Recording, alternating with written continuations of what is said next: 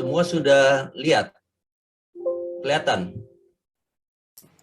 Jelas, Pastor. Baik. Jelas, Pastor. Thank you. Baik. Teman-teman, saya mau menyampaikan mengenai tema kita sebagai DKMN, yaitu Real Battle. Bagaimana kita mengatasi, mengalahkan the lost generation, akan ada generasi yang terhilang. Mazmur 127 ayat 4. Host bisa bantu bacakan.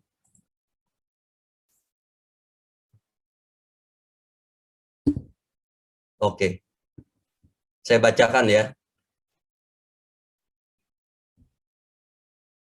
Seperti anak panah di tangan pahlawan, demikianlah anak-anak pada masa muda. Berbahagialah orang yang telah membuat penuh tabung panahnya dengan semuanya itu. Ia tidak akan mendapat malu apabila ia berbicara dengan musuh-musuh di pintu gerbang. Saudara-saudara sekalian, tahun 2021 menurut saya adalah tahun penentuan. Gereja akan mundur atau gereja akan maju. Kenapa saya sebut gereja maju atau gereja mundur? Karena setelah kita melihat, mengevaluasi selama 1 tahun ini, gereja, faktor terbesar kenapa gereja bisa disebut maju atau mundur, karena saya lihat dari sisi anak muda. Saya melihat dari sisi anak muda. Kenapa? Karena anak muda, kalau dikatakan dalam ayat ini, seperti anak-anak panah di tangan pahlawan, demikian anak-anak pada masa muda. Jadi anak muda itu seperti anak panah yang siap diluncurkan, yang siap dipakai untuk menghadapi sebuah tantangan di dalam kehidupan gereja. Artinya gereja itu sangat membutuhkan anak muda yang siap dipakai untuk kemuliaan Tuhan, untuk melayani Tuhan, yang siap diutus jadi anak muda, bahkan disebut calon pemimpin masa depan. Kalau hari ini anak-anak muda sampai hari ini terhilang, otomatis gereja pun akan terhilang. Kalau kita lihat di ayat 5, berbahagialah orang yang telah membuat penuh tabung panahnya dengan semuanya itu, ia tidak akan mendapat malu apabila ia berbicara dengan musuh-musuh di pintu gerbang.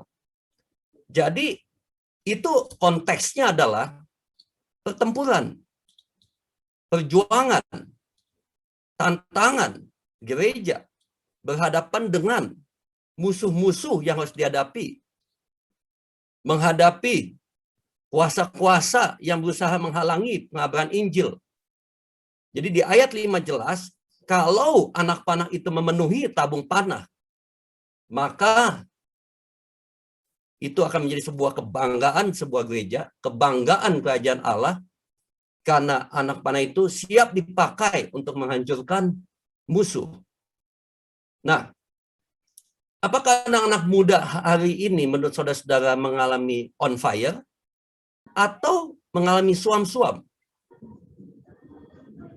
Sejak pandemi ini sudah 1 tahun kita lewati, menurut teman-teman dan rekan-rekan yang malam ini berkumpul, menurut saudara apakah anak-anak muda hari ini semakin tajam atau semakin tumpul? Semakin on fire atau semakin padam? Kita lihat, ekonomi berdampak, PHK, setiap anak-anak, setiap orang dewasa banyak ini PHK. Bahkan banyak anak-anak muda pun sulit untuk bisa ke gereja, sulit untuk dalam bekerja. Ya. Jadi hari ini apakah lebih berat? Inilah makanya kenapa ada tema Real Battle. Real Battle adalah tahun ini memasuki tahun kedua pandemi. Apakah tahun ini pasti akan mengalami pemulihan? Walaupun sudah ada vaksin, yes, kita bilang sudah ada vaksin. Tetapi apakah sudah ada vaksin ini bisa selesai tahun ini? Dan apakah kalau sudah ada vaksin, apakah sudah pasti semuanya bisa berjalan seperti semula? Itu masih di depan. Kita tidak tahu apa-apa. Kita tidak tahu apa yang terjadi. Jadi real battle itu adalah, saat ini adalah menurut saya titik di mana kita harus coba memikirkan baik-baik. Karena kita semua berfungsi sebagai pemimpin, sebagai wakil, sebagai tim inti untuk penjangkauan anak-anak muda di setiap wilayah yang kita pegang hari ini, kita layani. Saya kenapa bicara seperti ini? Karena saudara adalah penentu. Kalau saudaranya sendiri tidak yakin, tidak optimis, bagaimana saudara bisa memenangkan anak muda di daerah saudara? Ketika saya bicara sama pemimpin dan pemimpin itu bicara, ya kondisinya begini, ada problem, ada masalah, kelihatannya saya belum bisa A, belum bisa B. Apakah pemimpin yang hari ini Tuhan tetapkan itu memang yang Tuhan taruh untuk kita hanya sampai di sini saja, kita menanti, atau memang Tuhan tahu bahwa memang kita mampu melakukan sesuatu, karena mau ada pandemi, sekalipun ada pandemi, ada apapun juga, panggilan Tuhan itu tepat kepada orang yang sesuai dengan rencana Tuhan, dan Tuhan tahu pasti ini adalah orang yang tepat untuk dipilih oleh Tuhan. Tidak dibatasi oleh situasi, tidak dibatasi oleh kondisi apapun. Karena Roh Tuhan adanya di dalam kita. Oleh sebab itu Roh Tuhanlah yang memimpin kita. Nah, kalau di secara informasi yang saya baca, Wali Kota Bogor Bima pun mengatakan COVID-19 akan melahirkan lost generation. Ya, Wali Kota Bogor mengatakan pandemi COVID-19 dapat menyebabkan lost generation atau generasi yang hilang.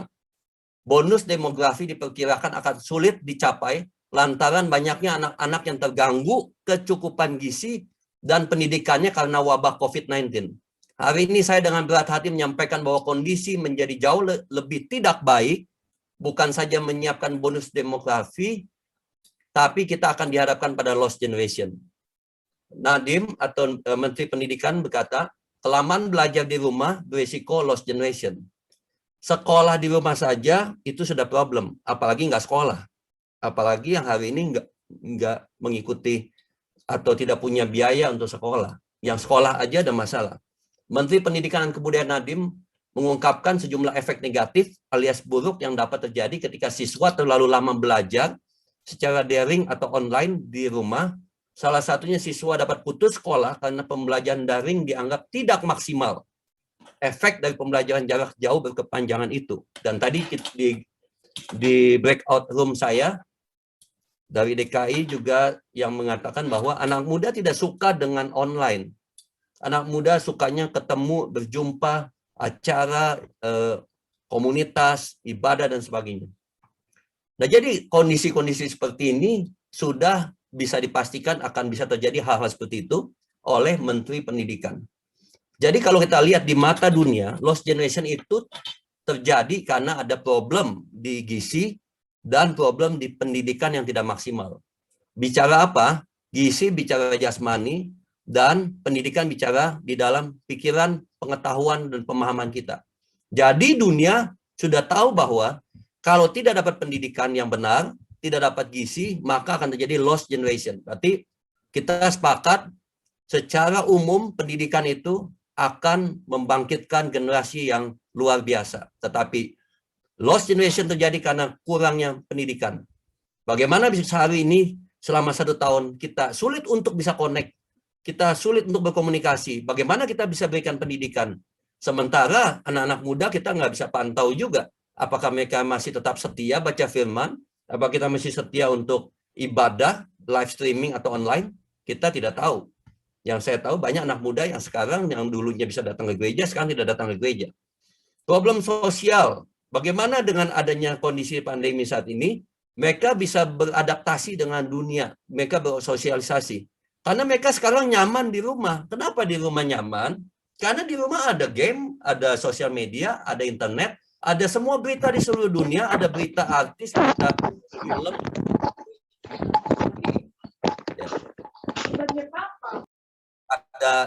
Ada Netflix, apalagi sekarang film Netflix begitu luar biasa. Saya dengar berita bahwa Netflix mengalami booming. Kenapa? Sejak ada pandemi, Laku, semua orang langganan Netflix, bisa nonton film Korea, film barat, film seri, sampai setiap hari mereka habiskan waktu itu dengan kegiatan seperti itu.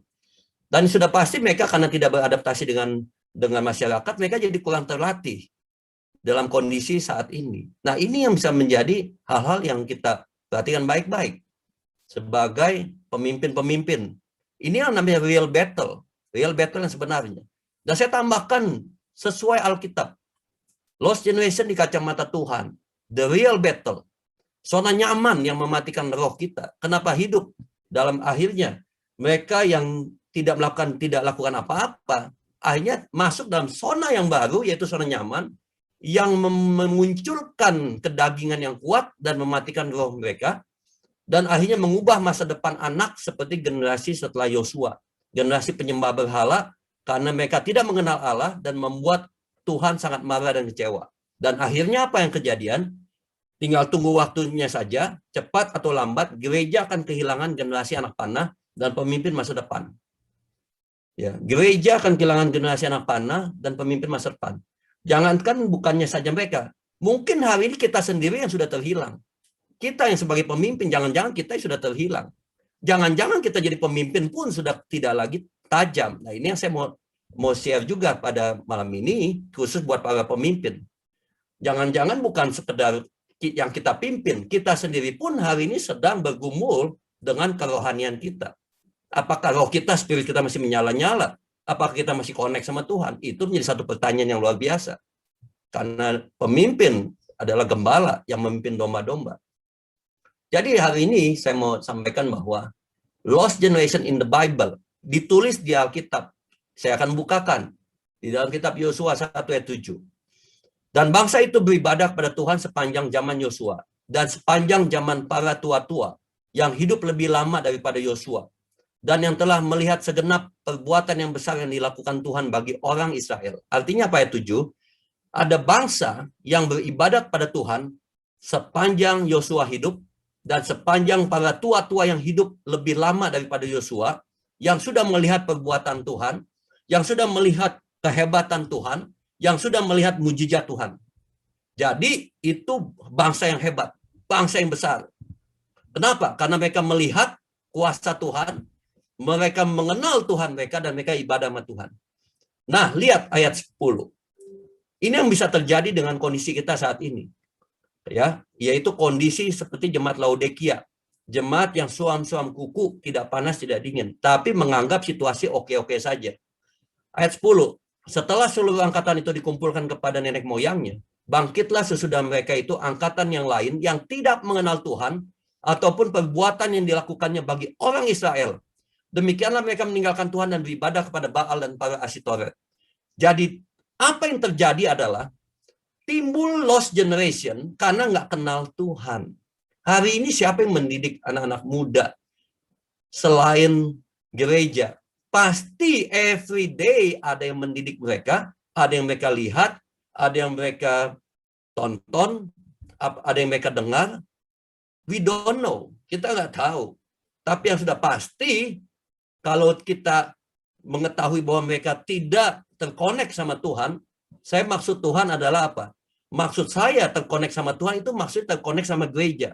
Saya pastikan, kalau anak muda tidak terkonek sama gereja, maka sudah pasti kita jangan pernah mengharapkan anak muda suatu hari akan memenuhi gereja. Dan ketika gereja dimulai, suatu hari yang penuh hanya anak-anak orang tua, dewasa dan tua. Nanti Pastor Samuel mungkin bisa bantu jelaskan juga ya, Pastor Samuel. Menurut penelitian dari Barna, yang terakhir, usia yang paling rendah kerohaniannya, usia berapa Pastor Samuel? 15 sampai 24 bukan? 15 ya. Sampai 19 dan 14 sampai 19, lalu kemudian disusul ya. Umur 19 sampai 25. Nah, saya melihat Pastor Samuel kasih laporan di grup, dari usia 14 sampai 19 dan 19 sampai 25 itu mengalami kerohanian yang paling rendah saat ini. Dan ternyata yang kerohanian yang paling tinggi di atas 59 tahun. Jadi usia 59 tahun, hari ini kerohaniannya paling tinggi. Jadi kalau gereja dibuka lagi, gereja sudah aktif lagi, Itu nggak ada yang namanya anak muda, mungkin hanya sisa tinggal sedikit, yang banyak orang tua. Kenapa? Bayangin 1 tahun tidak terkonek sama gereja. Apakah mereka sudah punya dedikasi tinggi, walaupun mereka tidak ke gereja, mereka tetap setia? Jangankan hari ini mereka punya dedikasi tinggi untuk ikut komunitas sel, atau kita sebut KKA, lewat Zoom saja mereka mengalami kesulitan. Jadi ini perlu yang kita pikirkan baik-baik. Tapi oke lah, kita punya tangan dua, kita punya kemampuan terbatas, apalagi di masa pandemi. Minimum kita punya modal. Modalnya apa? Modalnya adalah diri kita sendiri. Itu yang saya sampaikan tadi. Kita nggak usah terlalu berpikir jauh untuk mengubah setiap orang di dalam lingkungan kita, di dalam kondisi anak-anak muda yang kita layani. Kita nggak usah terlalu, bagaimana ya Tuhan, kita pusing sendiri. Tapi anyway, saya mau bagi pesan pada malam ini. Yang pertama yang sudah mesti perhatikan, prepare yourself. Kuncinya di tangan, adalah di dalam saudara sendiri. Modal yang terkuat, yaitu Tuhan fokusnya kepada Anda. Tuhan fokusnya kepada saudara. Kita lihat ayat ini, Efesus 6 ayat 13. Sebab itu ambillah seluruh perlengkapan senjata Allah, supaya apa? Supaya kamu. Karena Tuhan pesannya kepada kamu. Ya, kita hari ini saya cuma bisa kasih pesan.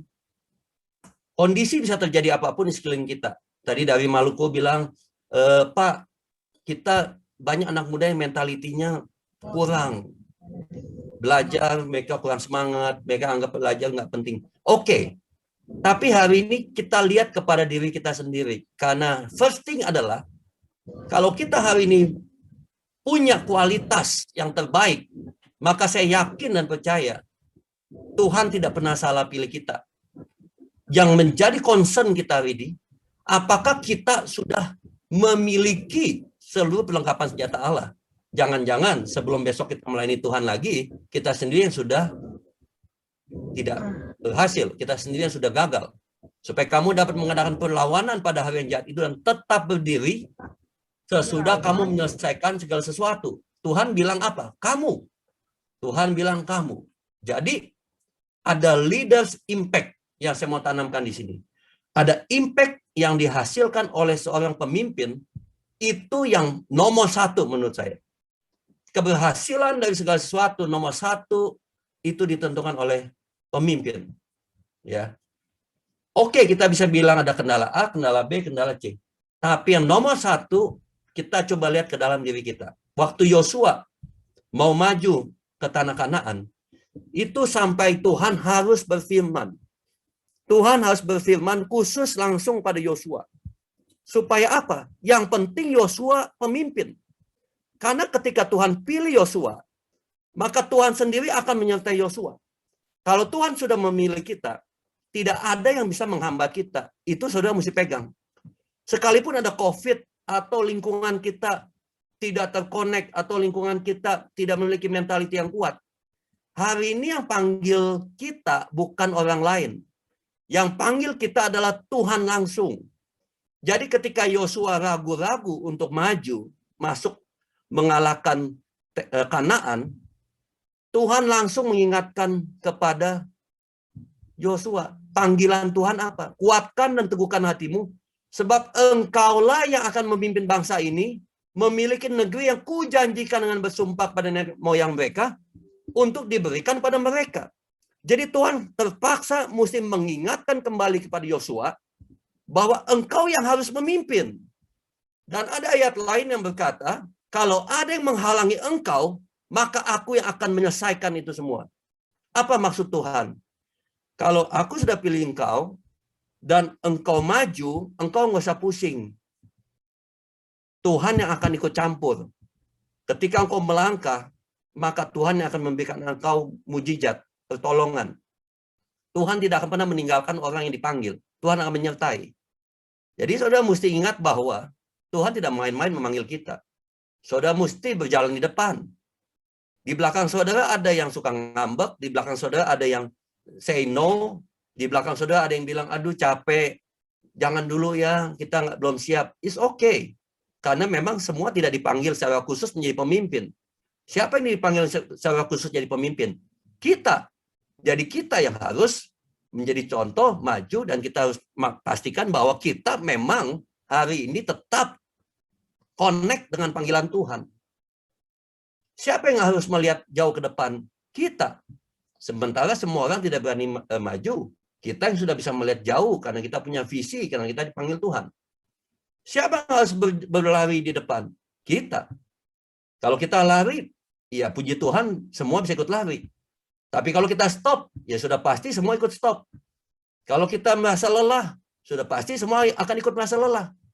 Kalau kita bilang sama tim kita, ya kita capek, kita lelah, kita istirahat dulu selama pandemi ini. Sama 1 tahun kita nggak usah ketemu, kita nggak usah komunikasi, ya kita tahu bahwa kita dalam kondisi sulit. Ya semua akan merasa sulit, semua akan merasa lelah. Jadi kondisi kita hari ini menentukan kondisi setiap orang yang kita pimpin. Karena kita yang di depan. Jadi saudara mesti investasikan waktu saudara lebih membangun fondasi, bukan memikirkan bagaimana mengubah orang lain. Karena hari ini saya tidak punya tips untuk bagaimana mengubah orang lain. DKMN tidak punya tips yang bagus untuk bisa bagaimana mengubah orang lain. Tapi DKMN hari ini bisa berbagi bagaimana saudara bisa ingat kepada panggilan Tuhan. Karena saudara ketika saudara dipanggil Tuhan, maka Tuhan yang akan memimpin saudara, Tuhan yang akan memberikan kekuatan pada saudara, Tuhan yang akan menyertai saudara. Bukan orang lain. Jadi saudara yang harus memikirkan baik-baik. Just prepare yourself. Akan ada musimnya nanti, bahwa ada saatnya nanti Anda akan naik level. Tuhan tidak berdiam diri. Tuhan melihat apa yang saudara kerjakan. Tuhan tidak menutup mata. Ada saatnya pada musimnya Anda akan diangkat Tuhan. Terus menabur, maka saudara suatu hari akan menuai. Tidak akan ada menuai kalau tidak ada menabur. Saudara akan menabur biji jambu, maka pada musimnya akan tumbuh pohon jambu. Saudara menabur pohon salak, benih salak, maka dalam waktu musimnya akan tumbuh pohon salak. Tapi kalau saudara cuti, tidak akan apa-apa. Saudara anggap bilang kondisi seperti ini, saudara tidak menabur, maka saudara tidak akan menuai. Jadi kita nggak perlu ngeramal masa depan. Hari ini kita sudah tahu.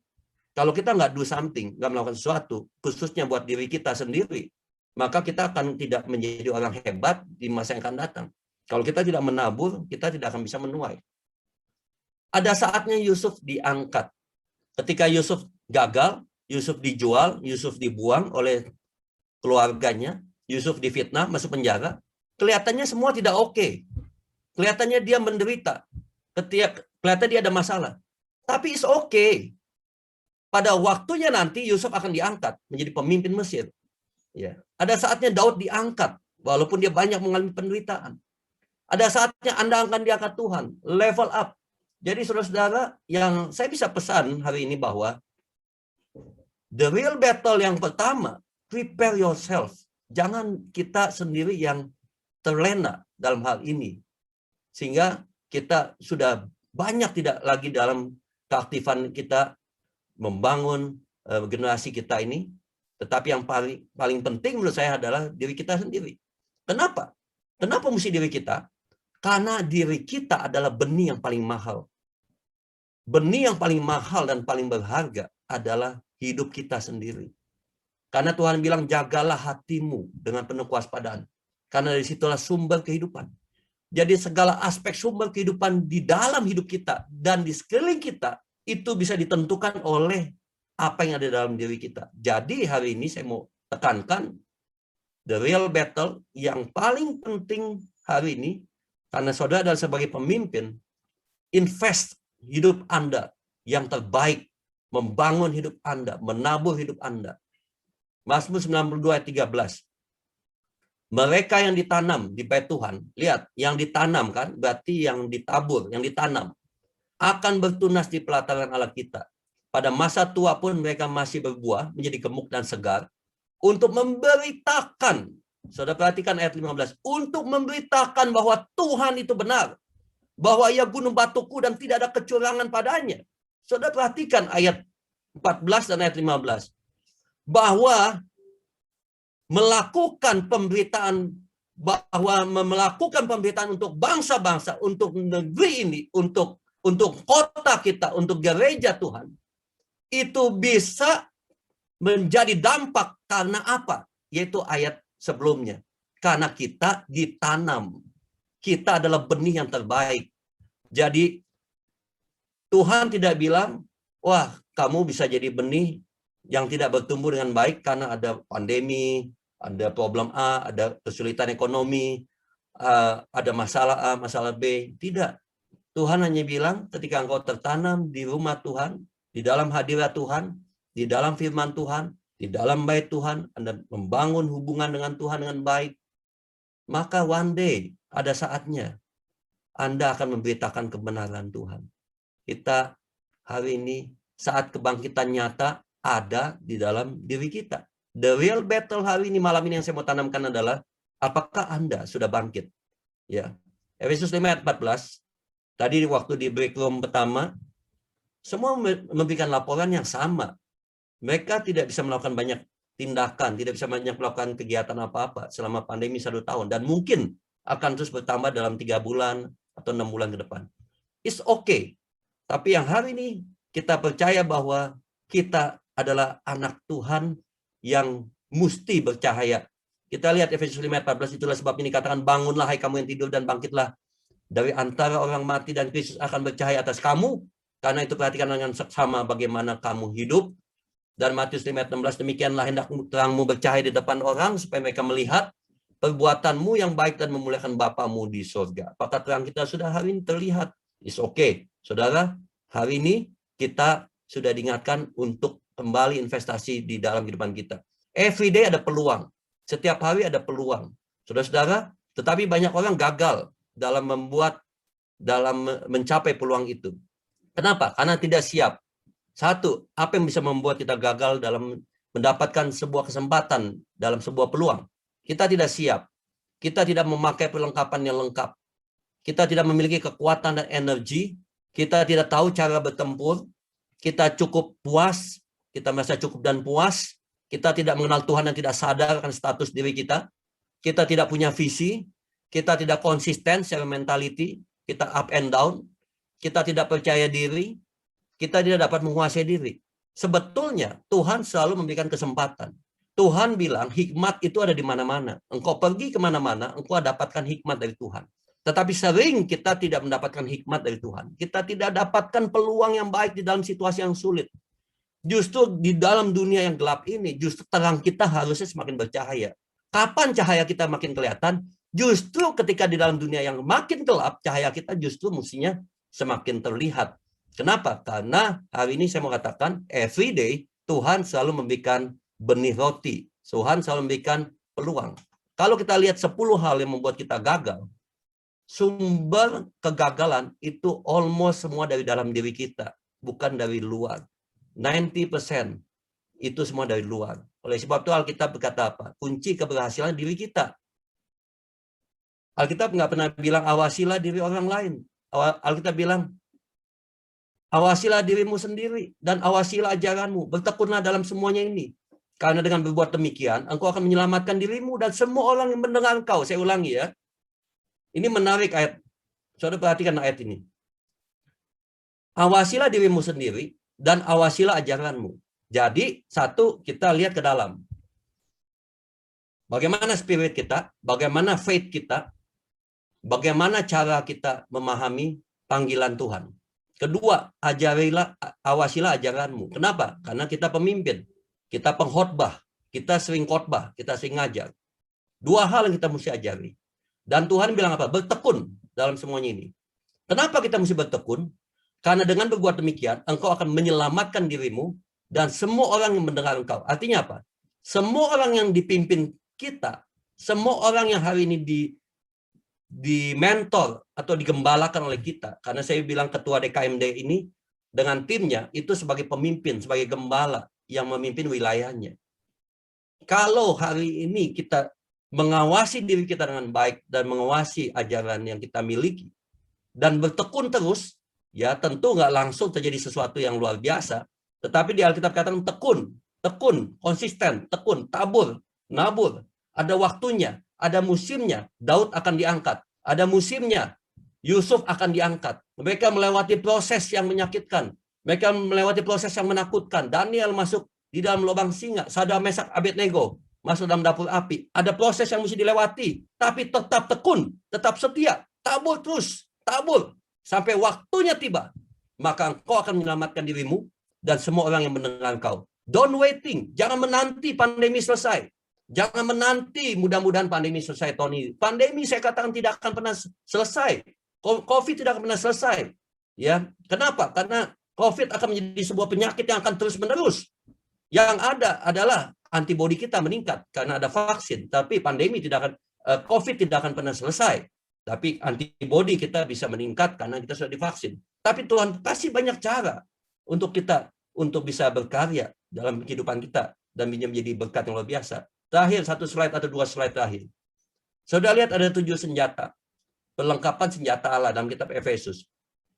Berikat pinggang kebenaran, berbaju jilbab keadilan, kakimu berkasut kerelaan untuk memberitakan Injil damai sejahtera, gunakan perisai iman dalam segala keadaan, ketopong keselamatan dan pedang roh yaitu firman Allah, dan mulut yang selalu berdoa dan mengucapkan permohonan. Tuhan bilang, kenakanlah senjatamu. Ambillah perlengkapan senjata supaya engkau tetap kuat dan bertahan di hari yang jahat. Berarti artinya akan ada hari yang jahat yang mana kalau kita hari itu tidak kuat, maka kita akan kalah. Bagaimana kita bisa kuat? Kita mesti punya seluruh perlengkapan senjata Allah. Artinya apa?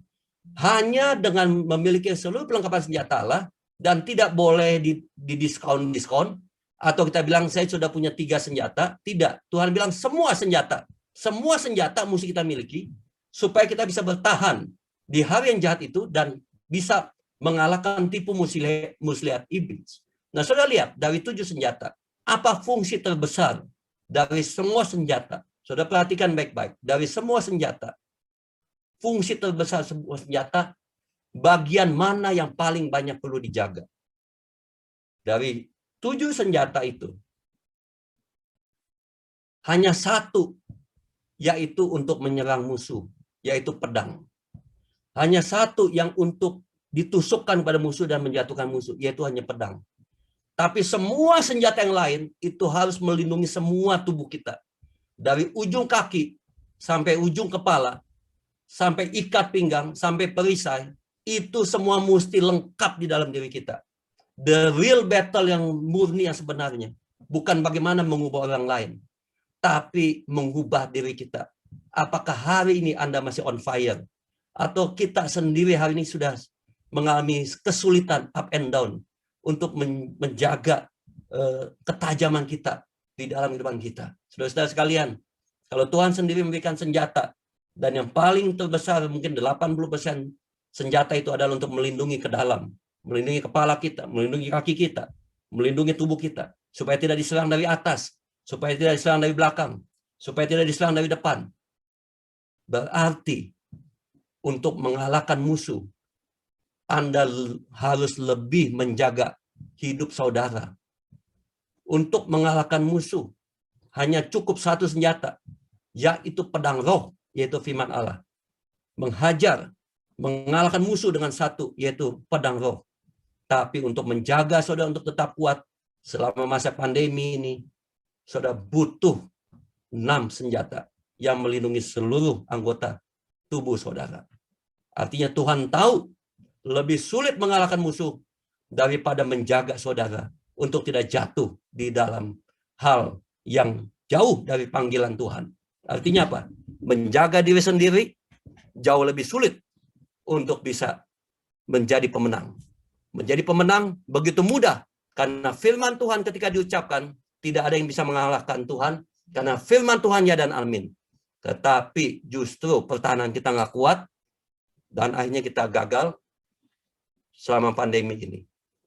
Berikanlah, saya baca Yesaya 50 ayat 4 sebagai ayat yang terakhir, pertajam kualitas telinga Anda, maka Anda dapat mengubah hidup orang lain. Saya ulangi, perbaiki dan pertajam kualitas telinga Anda, maka Anda dapat mengubah hidup orang lain. Yesaya 50 ayat 4. Tuhan Allah telah memberikan kepadaku lidah seorang murid, supaya dengan perkataan aku dapat memberi semangat baru kepada orang yang letih lesu.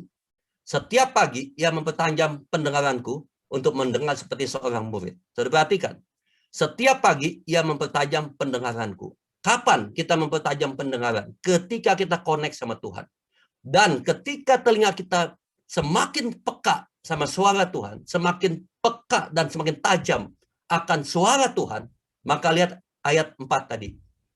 Tuhan Allah telah memberikan kepadaku lidah seorang murid, supaya dengan perkataan aku dapat memberikan semangat baru kepada orang yang letih lesu. Artinya apa? Kita melayani dengan lidah kan? Kita memotivasi dengan perkataan kita. Kita memberikan firman dengan perkataan kita. Kita menasihati orang lain dengan perkataan kita. Bagaimana supaya perkataan kita efektif? Bagaimana supaya perkataan kita penuh dengan kuasa? Tidak ada cara lain. Anda mesti memperkuat kualitas Anda. Yaitu apa? Pertajam pendengaran saudara. Saudara harus connect pada Tuhan. Kesimpulannya adalah, ketajaman perkataan kita ditentukan oleh ketajaman telinga kita. Saudara akan menjadi saluran yang terbaik. Kenapa? Karena saudara dengar langsung dari firman Tuhan. Karena saudara dengar langsung dari sumbernya, yaitu Tuhan. Tuhan yang akan mengguidance pemimpin-pemimpin di sini. Tuhan yang akan mengguidance semua pemimpin-pemimpin anak muda di sini. Apa yang mesti kita lakukan? Masa pandemi, kelihatannya semua sulit. Masa pandemi, semua gereja, gembala-gembala sidang, semua bingung mau lakukan apa. Tapi saya katakan pada saudara-saudara sekalian, di dalam Tuhan tidak ada yang sulit. Tuhan sumber hikmat. Tuhan bisa kasih kepemimpinan yang kuat. Tuhan bisa kasih strategi. Tuhan bisa kasih petunjuk. Tuhan bisa kasih tahu kapan kita mesti melangkah, kapan kita mesti berhenti. Tuhan bisa kasih tahu kapan kita mesti maju, kapan kita mesti berbelok ke kanan atau belok ke kiri. Jadi kalau hari ini saudara terkonek kuat sama Tuhan dan memiliki pendengaran yang tajam, saya berani make sure dan berani pastikan, tidak ada kegagalan dalam sebuah pelayanan. Karena Tuhan sudah berjanji, ketika engkau mempertajam pendengaran engkau, maka perkataanmu akan memberikan semangat yang baru kepada orang yang letih lesu. Artinya, setiap anak muda bisa menjadi letih lesu. Tapi kalau pemimpinnya hari ini memiliki ketajaman yang luar biasa dan memiliki lidah seorang murid, dia akan bisa membangkitkan semangat generasi ini. Dan generasi ini akan dimenangkan. Tidak ada masalah dengan COVID. Tidak ada masalah dengan kejadian apapun. Yang masalah adalah bagaimana hubungan saudara dengan Tuhan. Dan saya yakin dan percaya, hari ini firman Tuhan saya sudah selesai. Saya sudah sampaikan. This is the real battle. Kita sebagai leader, kita sebagai pemimpin, peperangan yang pertama adalah bukan melawan musuh, tapi peperangan yang pertama adalah melawan diri kita sendiri. Kenapa? Karena Tuhan bilang pakai segenap senjata Allah yang semuanya, hampir semuanya, melindungi semua tubuh kita. Supaya jangan sebelum kita perang pun, kita sudah jatuh diserang dari belakang, dari atas, dari samping, kita sudah tergeletak. Kita belum melayani Tuhan pun, kita sudah gagal duluan. Kita belum maju pun, kita sudah kalah duluan. Karena kita ketipu sama iblis. Mari punya pemikiran yang yakin dan optimis di masa pandemi ini. Tuhan Yesus memberkati kita semua. Salam kegerakan. Puji Tuhan. Amin. Kita berikan tepuk tangan buat Tuhan kita, saudara-saudara sekalian. Thank you. Saya serahkan kepada selanjutnya. Amin. Terima kasih Pastor Daniel. Ini Pastor Jamie di Jogja dan saya, kita semua senang untuk mendengar dari leader kami, Ketua Departemen Kaum Muda Nasional. So, terima kasih Pastor Daniel untuk firman Tuhan yang luar biasa. Itu kita siap untuk mendengar firman seperti itu dari engkau, karena banyak challenges, banyak frustrasi tahun yang lalu, tapi kami percaya tahun ini Yesus mau bawa breakthrough. Tapi breakthrough itu harus mulai dengan kita sendiri, ya. Kita harus, saya berpikir banyak orang dipanggil, ya, tapi tidak semua orang respon dengan baik. Banyak orang muda berpikir, oh ya, saya sudah dipanggil dan mereka merasa, oh itu cukup, ya. Tapi Yesus tahu kami dipanggil, tapi kami harus menghabiskan waktu bersama Yesus, harus dibangun oleh Roh Kudus. So, Pak Daniel, terima kasih banyak untuk kata-kata itu, dan saya percaya kita bisa sharing itu kepada orang muda kami. So, saya berpikir mungkin paling bagus kita doa tutup dengan doa berkat. Dan sesudah saya berdoa, Pastor Samuel Darmanto akan sharing pengumuman announcements. Tapi saya berpikir mungkin kita bisa respon dan berdoa bersama-sama supaya kami bisa menyiapkan diri, supaya kita bisa berhasil dan menjadi murid yang bagus, supaya kita bisa membuat murid yang bagus. So, hey, mari kita berdoa kita semua, okay? Haleluya, haleluya. Mungkin angkat tangan kepada Tuhan. Haleluya. Bapa Sorgawi, kami bersyukur atas waktu ini untuk berkumpul melalui Zoom. Ada youth leaders dari Papua sampai Sumatera dan banyak orang di antara tempat-tempat itu, dan kami semua punya satu hati dan satu visi untuk menjangkau generasi ini, tapi kita tidak bisa sendiri. Kami semua membutuhkan kuasa dari Roh Kudus, dan kami mau komit waktu untuk menghabiskan waktu bersama Engkau, karena kami tidak bisa berhasil sendiri. Kami membutuhkan kuasa dari Engkau, kami membutuhkan visi dari Engkau. So sekarang sebagai leader, sebagai youth leaders, leaders di generasi ini, kami komit waktu dan hidup untuk berjalan bersama Engkau. Kami senang bahwa Engkau selalu bersama kami, dan kami mau maju dengan baik. Kami mau menang generasi ini. Kami tidak mau kalah generasi ini, tapi dari saat ini, dari NYLM ini, kami komit waktu hidup kami untuk menyiapkan diri sendiri untuk berhasil, untuk dipakai oleh Engkau. Oh Yesus, panggilan tidak cukup. Kita harus komit hidup untuk berhasil juga. So kami terima firman Tuhan malam ini dan siap untuk maju dan mulai kegerakan yang luar biasa di GSCA. So sekarang saya memberkati semua teman saya. Di dalam nama Yesus kami berdoa dan katakan bersama-sama. Amin. Amin. Haleluya. Terima kasih Pak Daniel. Pastor Samuel Darmanto mau sharing pengumuman supaya kami siap untuk besok ya. Thank you, terima kasih Pastor Jamie Kem sudah menutup dalam doa, dan juga sharing dari Pastor Daniel memberkati kita semuanya. Teman-teman semua